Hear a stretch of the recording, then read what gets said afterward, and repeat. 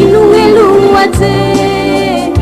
Jofuku jawe Timedambuarenge Uia waba Lembami pulia Pisha kutuye Nefasha hirage Angaba usaye Malikujaye Monica será Mananeja Mi puriare Fatima de Dishayu Mi puriare Omaningera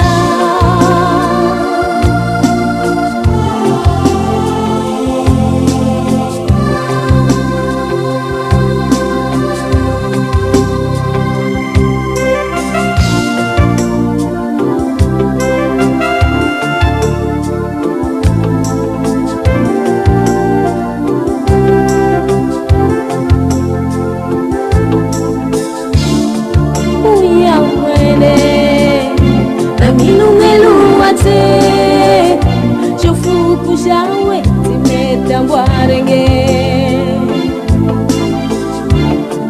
Uia waba Lembami pulia Pisha hutuye Nefasa hirage Angaba usaye Walikujaye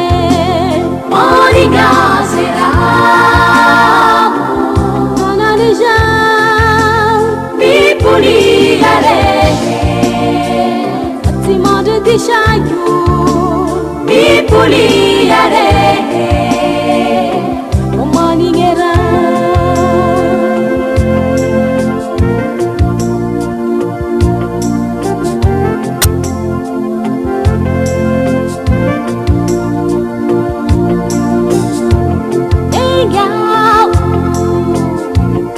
Eturahu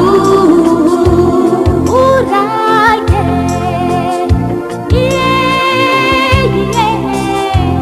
Tidisi Divisule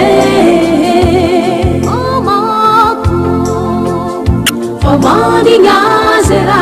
uja Famani ngazera uja